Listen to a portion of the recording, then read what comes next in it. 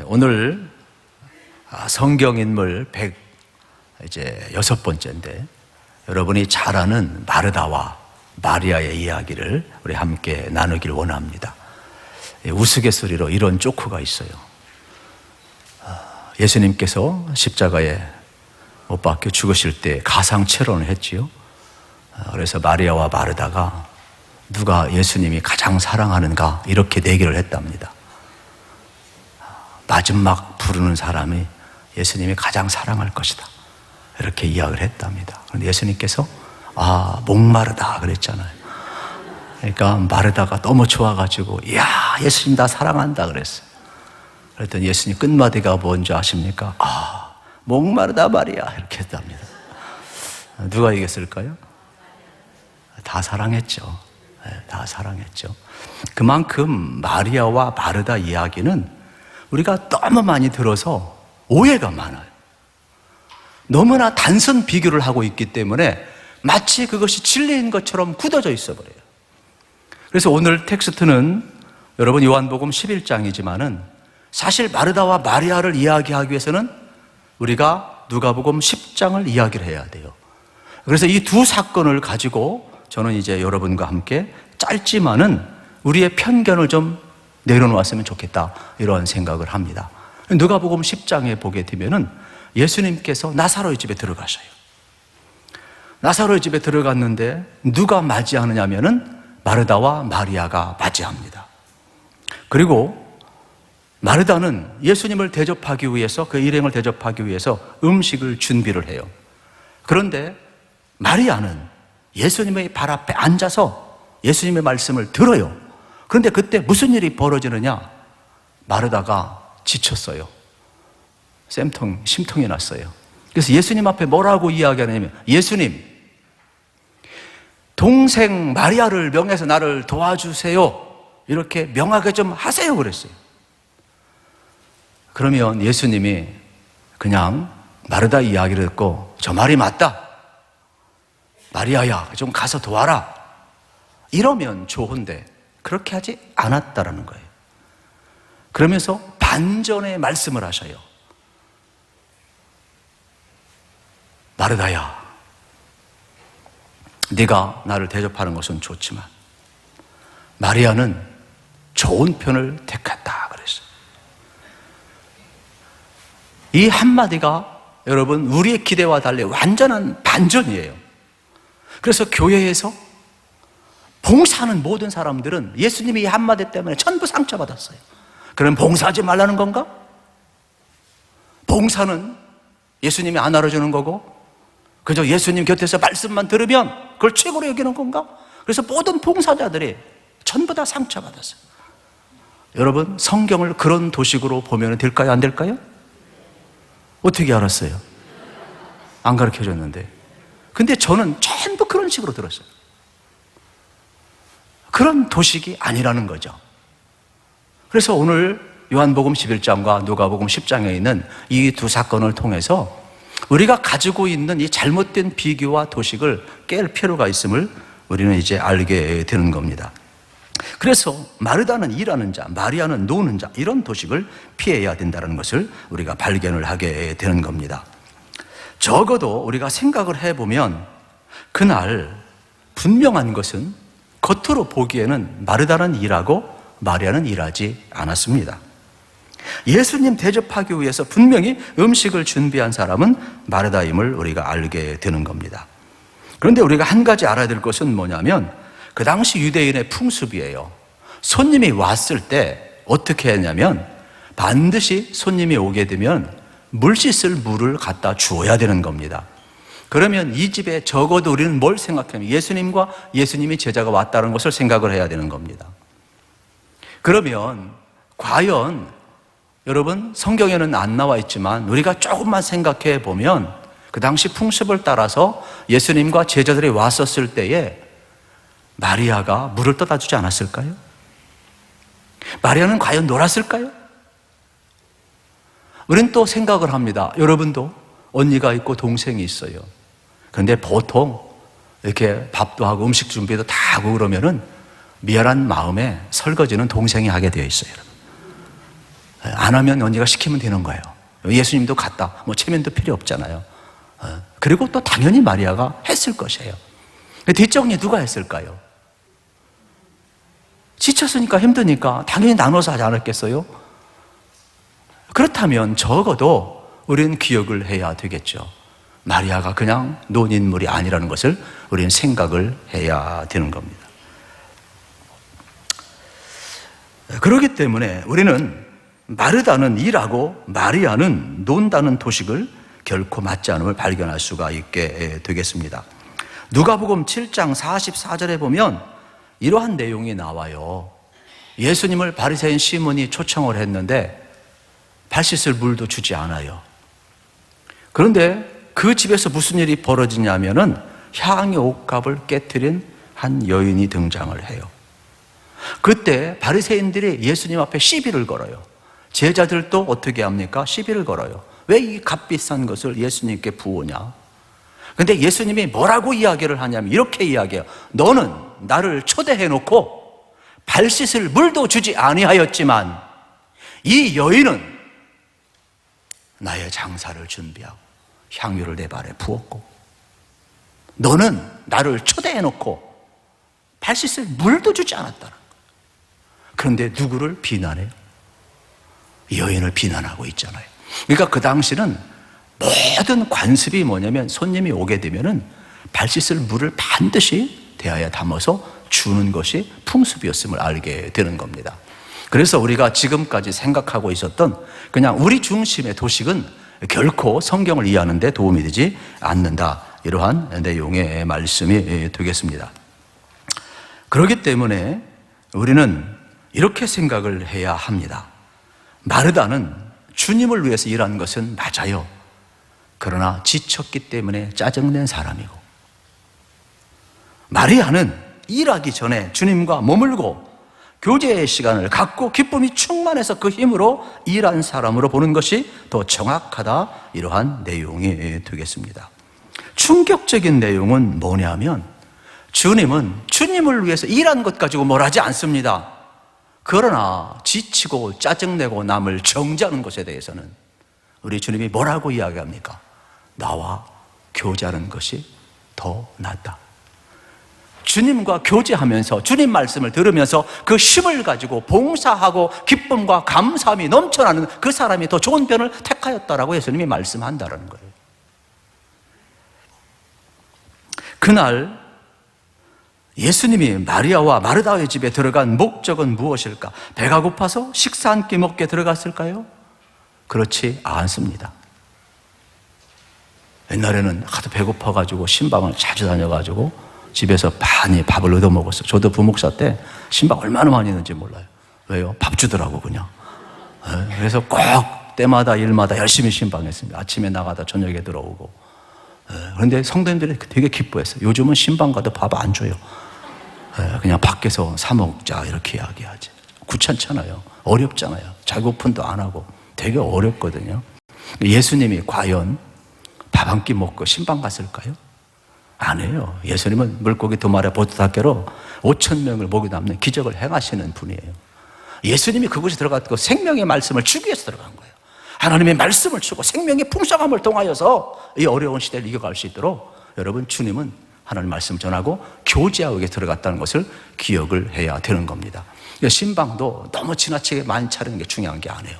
말씀을 듣고 교제를 나누고 생명의 풍성함을 누리는 것이 더 중요함을 우리는 다시 한번 생각을 해야 할 것입니다. 마리아는 주님의 마음을 알고 주님 곁에 앉아서 주님과 함께하는 것이 되겠죠.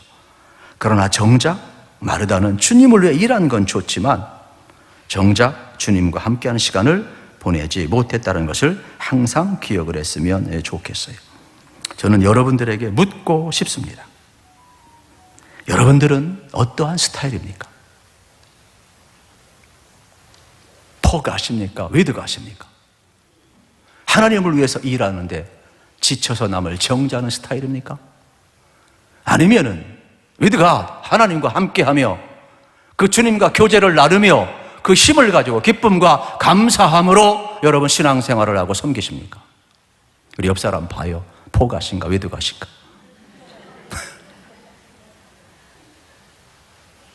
묻지 않을 수가 없어요. 그리고 여기서 설교는 끝나면 제일 좋아요. 여러분이 적용을 하셔야 돼요.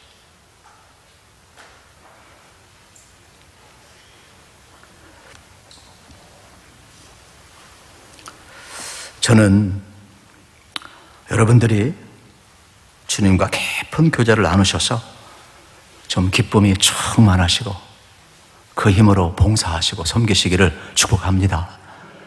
우리 주님이 원하는 것은 주님과의 교제예요. 우리가 창세기 5장 21절부터 24절에 보면 에녹이 나와요. 저는 많은 인물 가운데 에녹이 참 부럽고 너무 좋아요. 어떻게 300년 동안 하나님과 동행할 수 있을까? 그는 위드가시, 하나님과 함께 했어요. 그는 포가, 하나님을 위해서 무엇을 했다, 위대한 일이 기록되어 있지 않아요. 그런데 하나님은 에녹을 어떻게 합니까? 함께한 그를 기뻐하시고 데려가셨다. 이 세상에 더 있지 않다 그랬어요. 우리의 신앙의 방향을 여기서 정해야 돼요. 우리가 무엇을 대단하면, 봉사 조금만 하면 사람이 알아주고 하나님이 알아주고 주의 종이 알아주고 칭찬을 받아야 되고 다 드러나야 되는 것 같지만, 포가하실 것 같지만은 금방 지쳐버리고, 나는 안 알아주면 짜증내고 정죄하고 뒤에서 뒷담화하고, 내 인생에 방해가 되면 무조건 끌어내리는 아주 악함이 우리 속에 있다는 걸 여러분 알으셔야 돼요. 우리가 일꾼을 세우길 원하지만은 포가시 안에 왜드가. 그래서 진짜 저 사람이 주님과 함께하는 사람인가? 주님과 깊은 교제를 나누고 있는 사람인가? 왜냐하면 항중직 세워서 교회가 발전하고 여러분 여기까지 잘 왔지만 지금 한국교회 모든 추락하는 원인 가운데 하나는 전부 다 뭐예요? 앞장서 일했던 사람이 더 이상 그러한 동력을 갖지 못하니까 계속해서 어려움을 겪고 있는 것을 여러분 기억하시고, 포가시 아니라 위드가, 여러분 주님과 함께하는 사람을 여러분이 잘 보시고 여러분도 그렇게 살아가시고 그런 사람을 세우시기를 우리 주님의 이름으로 축복합니다. 이거를 우리가 놓쳐서는 절대로 안 된다는 거예요.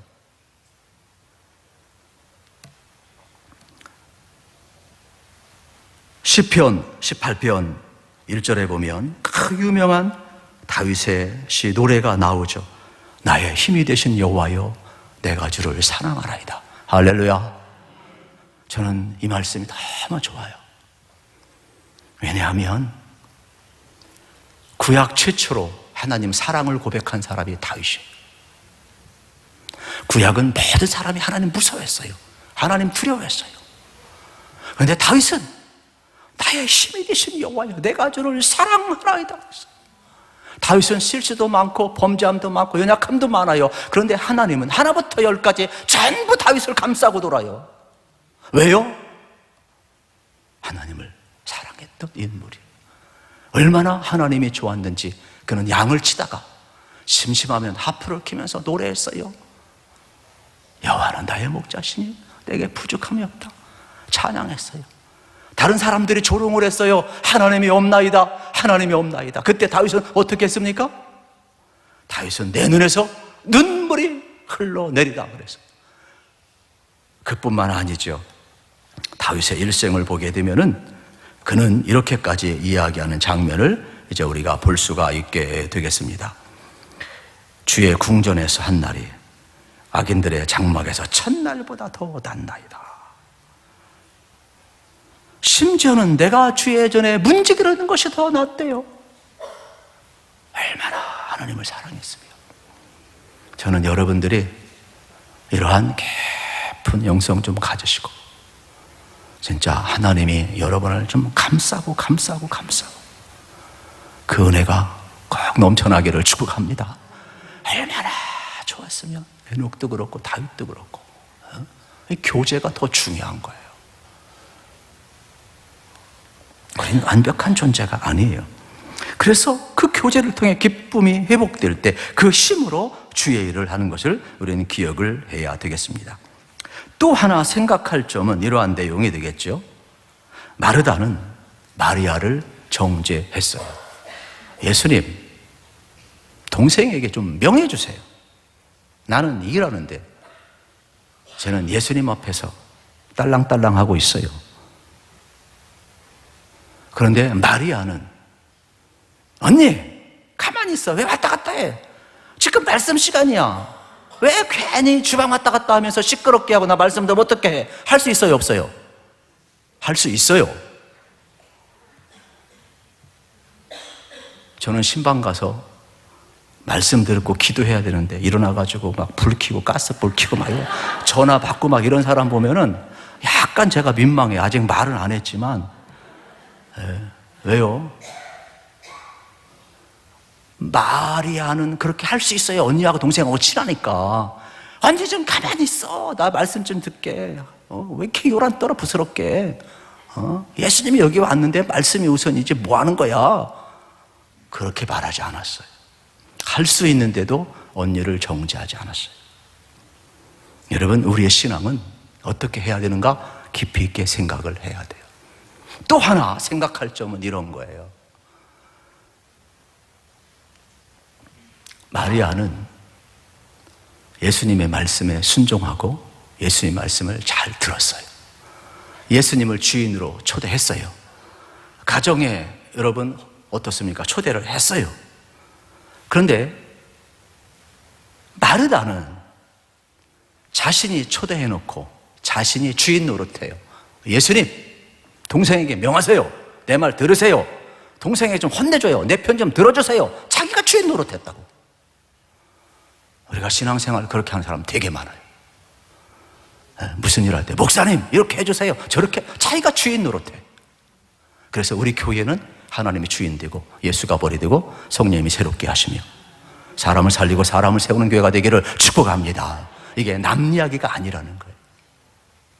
그래서 우리는 다양한 각도 속에서 생각해 볼 필요가 있어요. 그러면 마르다는 잘못 되었고 마리아는 좋으냐? 그건 아니에요. 그래서 오늘 본문은 뭘 이야기하느냐 하면 두 신앙은 다르지만 상호 보완 관계에 있다는 것을 우리에게 보여주고 있는 내용이 되겠죠. 그래서 첫 번째 오늘 똑같은 나사로의 집에 일어난 사건을 이제 요한복음 11장에서 이야기하는 거예요. 그런데 문제는 나사로가 죽었어요. 너무 급해가지고 어떻게 한 줄 아세요? 마르다가 사람을 보냈어요. 예수님 빨리 오세요. 우리 오라비가 병들어 죽어가고 있어요. 그런데 예수님은 어떻게 해요? 오지를 못했어요. 예수님이 왔을 때는 이미 오라비 나사로는 죽었어요. 그때 동일하게 이야기합니다. 마르다가 예수님이 여기 계셨더라면 내 오라비는 죽지 아니했을 것입니다 라고 이야기하는 내용을 볼 수가 있게 되겠죠. 마르다도 똑같습니다. 그런데 어떻게 되느냐? 예수님께서 마르다와 이야기하는 장면을 우리는 이제 볼 수가 있게 되겠죠. 그래서 오늘 본문에서는 뭐라고 이야기를 하고 있느냐면 이렇게 이야기를 하고 있습니다. 예수님께서 이 이야기를 듣자마자 나는 부활이요 생명이라. 그때 참 놀라운 고백을 해요. 예수님은 부활이고 생명이구나. 내 오라비를 살릴 수 있는 능력자이구나. 그래서 뭐라고 이야기합니까? 분명하게 고백을 하잖아요. 세상에 오시는 그는 그리스도시고 세상에 오시는 하나님의 아들이신 줄 믿나이다. 우리 25절, 27절 같이 한번 우리 읽어보도록 하겠습니다. 25절, 27절 시작. 예수께서 이르시되 나는 부활이요 생명이니 나를 믿는 자는 죽어도 살겠고 무릇 살아서 나를 믿는 자는 영원히 죽지 아니하리니 이것을 내가 믿느냐? 이르되 주여 그러하위이다. 저는 그리스도시요 세상에 오시는 하나님의 아들이신 줄 내가 믿나이다. 아멘. 여러분, 마르다의 신앙은 예수님과 대화를 하며 점점 깊어지는 신앙이에요. 저는 여러분들이 이러한 은혜 누리시기를 축복합니다. 예수님이 생명이래요. 부활이래요. 믿느냐? 믿는다 그랬어요. 주는 그리스도시고 살아계신 하나님의 아들입니다. 그러니까 이 신앙이 얼마나 깊은가를 우리는 볼 수가 있게 되겠지요. 그뿐만 아닙니다. 마르다는 실천적인 믿음을 가지고 있어요. 뭐라고 이야기합니까? 이미 죽은 지 나흘이 되었다 이야기를 하거든요. 그런데 예수님이 뭐라고 이야기합니까? 나사로의 무덤에 가서 이 돌을 옮겨 놓으라 그래요. 우리 같이 한번 읽어보도록 39절, 40절 읽겠습니다. 39절, 40절 시작. 예수께서 이르시되 돌을 옮겨 놓으라 하시니 그 죽은 자의 누이 마르다가 이르되 주여 죽은 자가 나으리 되었음에 벌써 냄새가 나나이다. 예수께서 이르시되 내 말이 내가 믿으면 하나님의 영광을 보리라 하지 아니하였느냐 하시니 아멘. 돌을 옮겨 놓으라 그러니까 옮겨 놓으요. 예수님 말씀을 듣고, 이게 중요한 거예요. 예수님 말씀 듣고 순종하잖아요. 네가 믿으면 하나님의 영광을 보리라. 할렐루야. 마르다는 보았어요, 안 보았어요? 무덤에서 나오는 것을 보았어요. 여러분, 마르다의 신앙이 얼마나 점점 깊어가는가를 우리가 볼 수가 있게 되겠지요. 그리고 즉가닥 실천하는 이러한 순종의 믿음을 우리는 이제 볼 수가 있게 되겠습니다. 그뿐만 아니죠. 마르다의 신앙은 인내하고 예수님을 신뢰하는 그러한 신앙을 볼 수가 있게 되겠습니다. 보통 빨리 전가를 했는데 오지 않았다 그러면 되게 실망을 해요. 그런데 죽은 지 사흘이 되었는데도 예수님이 안 왔으니 얼마나 실망했겠어요. 그런데도 마르다는 예수님을 끝까지 기다렸어요. 상황이 어렵고 고통스럽지만 인내하면서 기다렸던 것을 우리는 발견하게 되는 겁니다. 우리의 신앙에도 여러분 내 뜻대로 좀 되지 않는다 할지라도 마르다처럼 믿음의 인내와 신뢰를 배울 수 있기를 축복합니다. 우리의 시간이 급한 거지. 예수님은 하나님의 영광을 위하여, 여러분 나사로가 죽은 이후에 살아났을 때 예수님의 모습을 보여주는 것 아니겠어요? 죽은 자도 살아나는구나. 하나님의 영광을 위하여. 하나님의 타이밍은 전혀 다른 거예요. 그러므로 우리의 기대와 우리의 시간과 우리의 논리대로 되어야만이 응답이 아니라는 거예요. 그리고 마르다의 신앙은 예수님께 나아가는 그러한 신앙임을 우리는 이제 볼 수가 있게 되겠습니다. 참 위대한 신앙이 되겠지요. 왜냐하면 여러분 끊임없이 지금 예수님이 왔는데 계속해서 그들이 맴도는 단어를 뭐냐면 예수님이 일찍 왔으면 안 죽을 수도 있지 않았을까, 이러한 내용. 그런데 예수님이 오셨을 때 그러한 말을 하면서도 예수님의 말씀에 계속해서 듣고 순종하고 계속해서 주님께 나가고 있는 거예요. 여러분 사람이요, 마음이 한번 다쳐버리면 말이 들려요, 안 들려요? 안 들려요. 그런데 마르다는 계속 들었어요. 예수님 멀리한 게 아니라 예수님 가까이 했어요. 여러분 이걸 기억하세요. 힘들고 어려울수록 인내하시는 것도 좋지만 예수님 가까이 하시길 축복합니다. 그리고 주님 말씀 들려오면 순종하시기를 축복합니다. 그때 죽은 자가 살아나는 영광을 마르다가 보게 되는 장면을 이제 우리는 볼 수가 있게 되겠습니다. 그래서 예수님이 네가 볼 때에는 죽은 것 같지만 그렇지 않다. 네가 하나님의 영광을 보리라. 이러한 내용의 말씀을 하고 있음을 우리는 발견할 수가 있게 되겠습니다. 그러면 우리가 여기서 한번 깊이 있게 생각을 해야 될 것이 있는데 마리아의 신앙이 되겠죠. 마리아는 좀 더 감정적이고 눈물이 많고 좀 정적인 그러한 인물이에요. 마르다는 좀 합리적이고 좀 이성적이고 좀 스타일이 좀 달라요. 예수님이 오자마자 펑펑 울어요. 어떻게 되었을까? 예수님이 오자마자 우시니까 뭐 방법이 있어요? 예수님도 함께 울었더라. 그래서 울었더라. 고백은 똑같아요. 고백은 똑같아요. 예수님이 여기 계셨더라면 내 오라비가 죽지 않았을 것입니다. 그러면서 펑펑 슬픔을 쏟아내요. 우리도요, 마리아에게서 배워야 될 거, 힘들고 어려우면 예수님 앞에 펑펑 슬픔 숨기지 마시고 쏟으세요. 숨기면은요 병돼요, 병돼. 예수님은요 그 마음을 헤아리시고 그 마음을 아셔요. 그래서 오늘 성경에 보게 되면은 이렇게 접근하는 여러분 마리아를 향해서 우리 35절을 같이 한번 읽어보겠습니다. 35절 같이 읽겠습니다. 35절 시작. 예수께서 눈물을 흘리시더라. 아멘. 여러분 마리아가 펑펑 우는 것을 보시고 함께 예수님도 함께 우셨어요. 그러니까 적어도 예수님은 우리의 슬픔에 공감하시고 이해하시고 찾아오시는 거예요. 함께 울어주는 분임을 우리는 발견을 할 수가 있게 되겠습니다. 그러니까 마리아는 이 슬픔과 아픔 속에서도 예수님을 향한 신뢰를 잃지 않았기 때문에 지금 예수님께서 보여주는 놀라운 현장에 그가 서 있고 또 하나님이 행하시는 기적을 볼 수가 있음을 발견하게 되는 겁니다. 그렇다면 우리는 여기서 무엇을 깨달아야 될까? 내 감정이 상실되고 내 모든 것이 슬픔이고 어떻게 보면은 예수님께 나아갈 수 없는 상황인데 예수님 앞에 왈칵 쏟고 나니까 내 상한 감정도 치유되고, 여러분 같이 울어주면 그것보다 좋은 효과가 없잖아요.